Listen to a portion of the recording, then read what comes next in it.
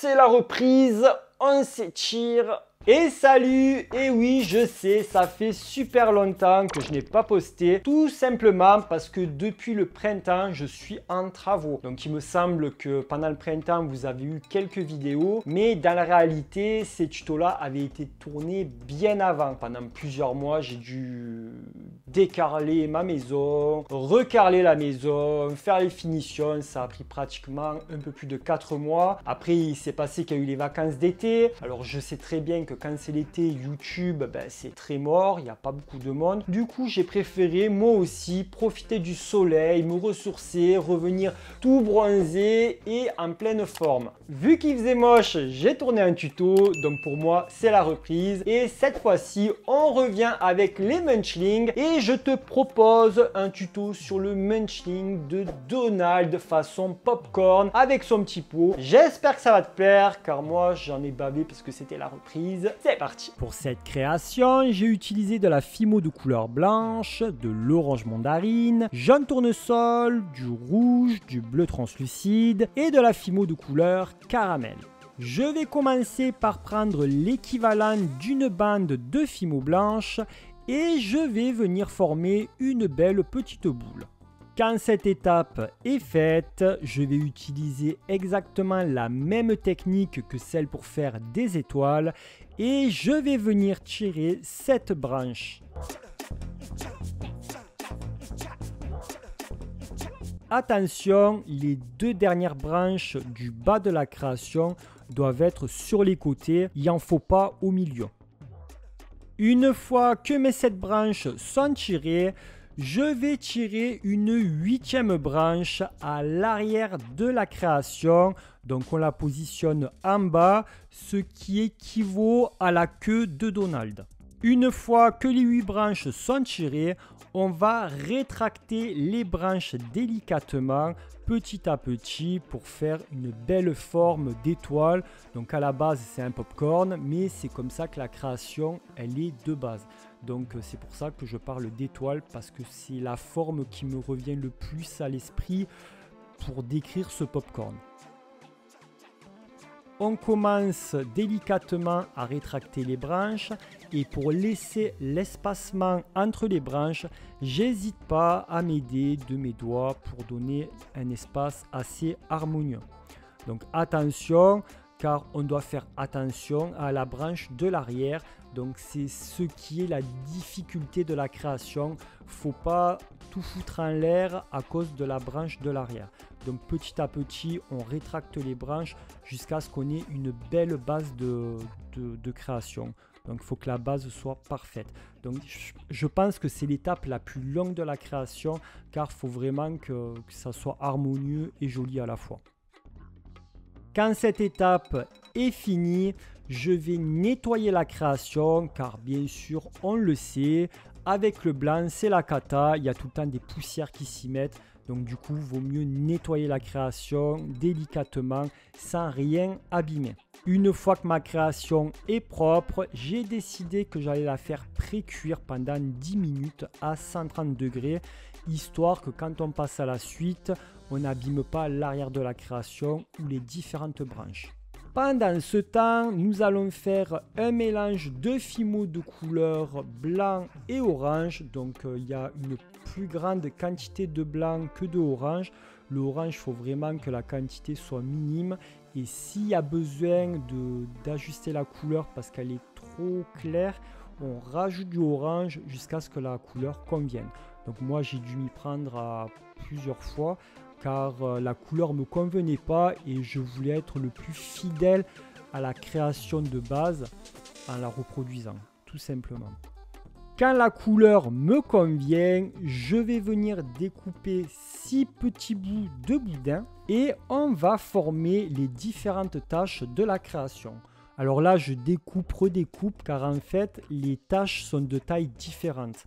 Donc ce qu'on va faire, c'est qu'on va s'aider du petit pinceau en silicone et on va essayer d'étaler la pâte au maximum et on va travailler la forme car les tâches elles doivent avoir l'air de tâches. Donc on donne des petits aspects arrondis au contour des tâches et on essaye de faire que ça soit le moins ressorti possible et le plus harmonieux possible. Donc on essaye vraiment de travailler délicatement, doucement. Si besoin, car la création est pré-cuite, on ajoute un tout petit peu de fimo liquide, histoire que la pâte adhère entre elles et qu'elle soit plus facile à manipuler aussi et que ça adhère un peu plus facilement.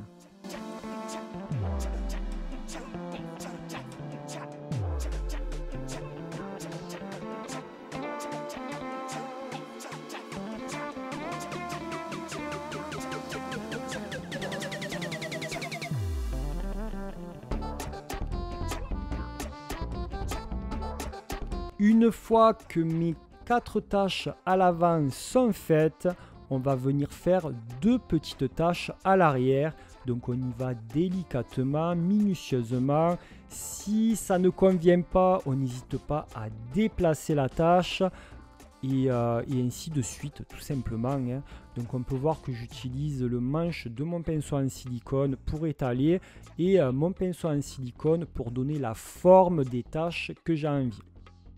Une fois que cette étape est terminée, je vais prendre de la fimo de couleur caramel. Je fais 2 petites boules légèrement ovalifiées. Je les positionne côte à côte et avec ma plaque en plexi ou autre chose si tu n'en as pas, je vais venir l'étaler légèrement pour qu'elles aient exactement la même forme.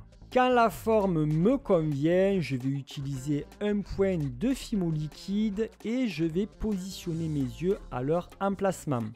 Donc il y a un œil qui est dans la partie blanche de la création et un autre œil qui est dans la partie tachetée. Ce sera la tâche la plus grosse. Donc là, j'ai une petite anecdote. Je me suis aperçu qu'au niveau des proportions, mes yeux étaient un peu trop rapprochés. Donc c'était équivaut à la tâche qui était un peu trop rapprochée par rapport au pic de l'étoile. Et du coup, j'ai dû enlever la tâche là pour la repositionner et avoir des yeux un peu plus harmonieux.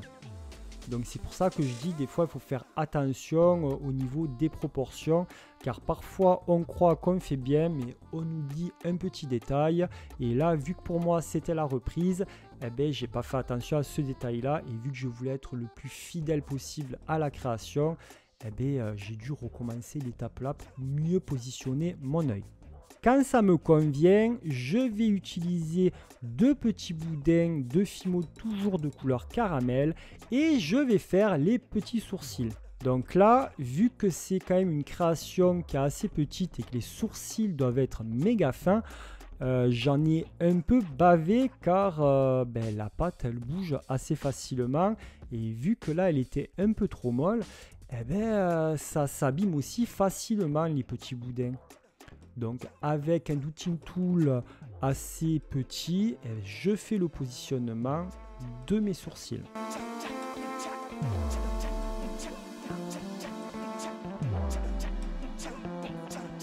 Une fois que le positionnement des sourcils me convient, je vais venir positionner un point de fimo liquide entre les yeux de ma création.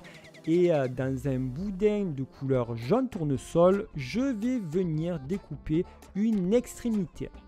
Je positionne mon extrémité de boudin et j'essaye de le faire adhérer le plus possible à la pâte. Et je vous avoue que sur de la fimo déjà pré-cuite, c'est assez compliqué quand on n'utilise pas de fimo liquide. Donc on essaye d'utiliser légèrement un petit point de fimo liquide parce que si on utilise trop de fimo liquide, le problème c'est que ce qu'on veut positionner, ça va glisser et après ça va être une catastrophe. Une fois que le bec est bien positionné, je vais utiliser ma boîte de pastel sec et je vais prendre le rose le plus flashy avec un petit pinceau qui blush assez bien. Et là, je vais faire des petites pommettes sous les yeux de la création. Donc j'avais peur qu'après la cuisson, les pommettes ne tiennent pas, surtout quand c'est sur la partie qui est déjà pré-cuite. Et j'ai eu de la chance parce que ça a tenu. Donc je blush bien, je fais des belles petites pommettes. Quand j'en ai terminé avec le pastel sec, je vais prendre de la fimo de couleur caramel et dans un boudin, je vais venir couper une extrémité. Une fois que j'ai mon extrémité de boudin, je vais la mettre droite sur ma plaque et je vais tapoter légèrement pour l'écraser un tout petit peu. Maintenant, je prends un bout de fimo de couleur bleu translucide et je vais faire une petite boule. Donc attention, la boule, ça doit être le chapeau du chapeau. Donc il faut que ça soit assez proportionné. Je positionne ma boule sur ma plaque et je vais tapoter légèrement pour aplatir le dessous du chapeau. Quand cette étape est faite, je vais prendre divers accessoires, un tout petit douting tool et mon pinceau en silicone et on va venir texturer le chapeau pour avoir les plis au milieu du chapeau, que ça soit le plus joli possible, tant qu'à faire. Mais là, je vous avoue que vu que c'est de la miniature, c'est pas de la tarte. Si on n'a pas les accessoires qu'il faut, on risque de se louper facilement. Une fois que la forme me convient, que la texture me convient, je vais prendre le chapeau du chapeau et je vais le positionner sur la base de son chapeau. Ouais, je sais, il y a tant de chapeaux dans un chapeau. Donc attention, quand on positionne le chapeau sur la base, il faut bien que ça soit centré au milieu. Je vais mettre un point de fimo liquide entre les deux arêtes, alors du milieu et sur le côté, et je positionne mon chapeau. Une fois que cette étape est terminée, je vais prendre mon boudin de fimo de couleur caramel et je vais l'affiner.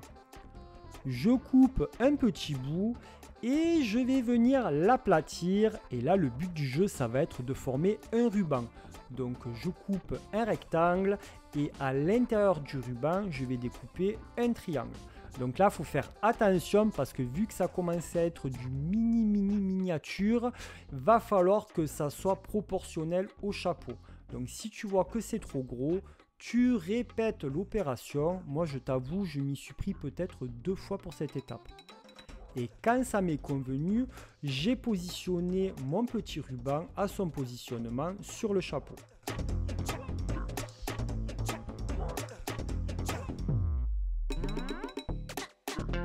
Maintenant, on va passer à l'étape du petit ruban. Donc là, je vous avoue, j'ai dû regarder un tuto parce que je ne sais même pas si j'ai déjà fait un ruban en fimo.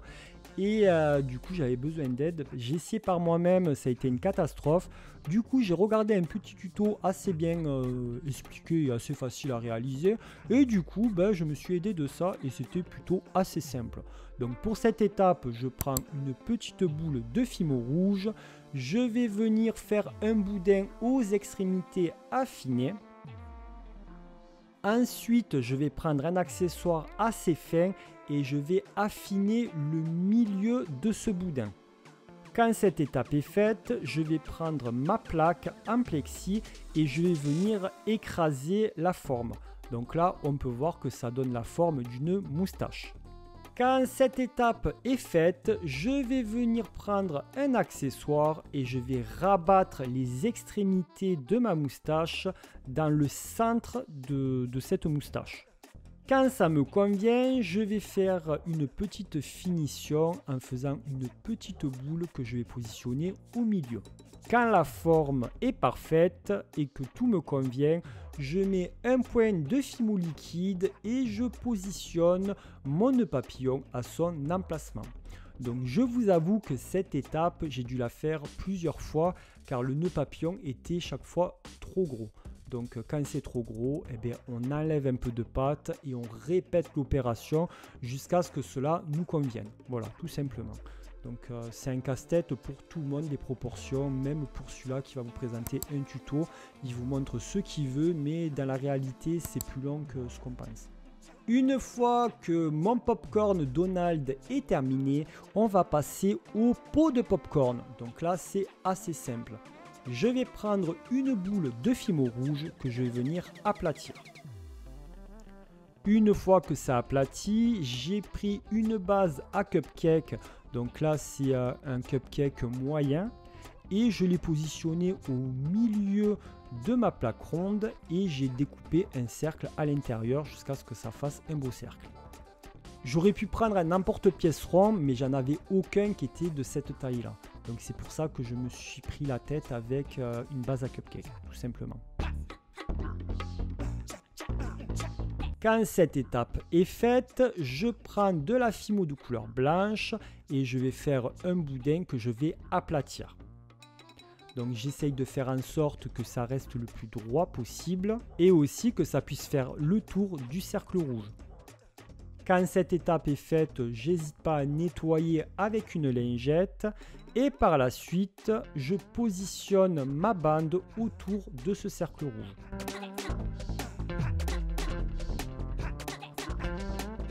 Je découpe l'excédent et je soude le tout.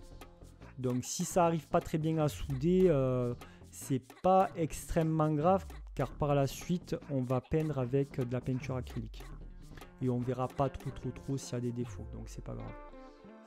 Une fois que tout me convient, que ça soit pour Donald de popcorn ou pour le pot de popcorn, je vais tout mettre à cuire pendant 30 minutes à 130 degrés.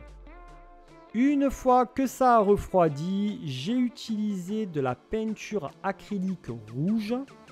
Donc là, c'est de la peinture acrylique de marqueur que j'ai utilisé. C'était des marqueurs que j'avais achetés chez Noz. Il me semble que je les ai déjà testés sur la chaîne. Et du coup, avec un pinceau extrêmement fin, je vais venir dessiner des bandes rouges tout autour. Donc là, il faut faire attention de laisser un petit espace, d'y aller délicatement, que ça soit le plus propre possible. Car si ça ne va pas, eh bien, on va devoir recommencer. Et ça, c'est pas le top. Quand on doit recommencer quelque chose qu'on a commencé, c'est vraiment pas le must. J'ai dû recommencer. Et le problème, c'est que vu que j'avais poncé légèrement ce que j'avais fait, il y avait des traces qui restaient malgré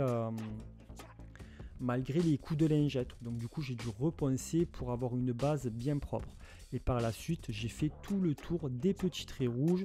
Et si besoin de repasser ou qu'il y a un petit débordement, c'est pas grave. On attend que ça sèche et on passera un petit coup de blanc. De toute façon, ça se verra pas du tout. Donc l'intérieur, je fais pas de trait, je fais juste l'extérieur et les bords. Voilà, je fais le trait du début, le bord et je sais pas si on comprend ce que je dis, mais moi je me comprends. En même temps, excusez-moi, c'est la reprise et ça fait très longtemps que j'ai pas parlé tout seul devant un de mes tutos que je suis en train de monter. Et une fois que la peinture a séché et que tout me convient, j'ai verni le tout.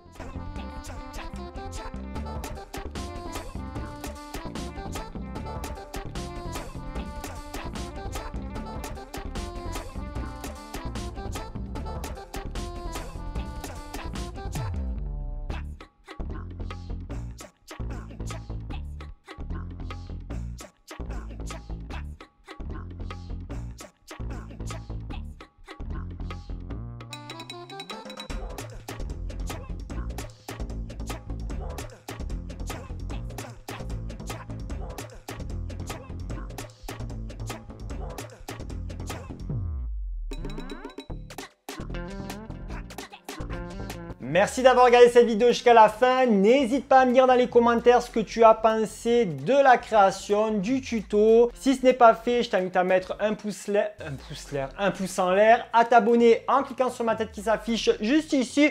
Et tu peux regarder une note de mes vidéos en cliquant sur les vignettes juste en bas. Et puis moi, je te dis à très vite. Ciao, ciao.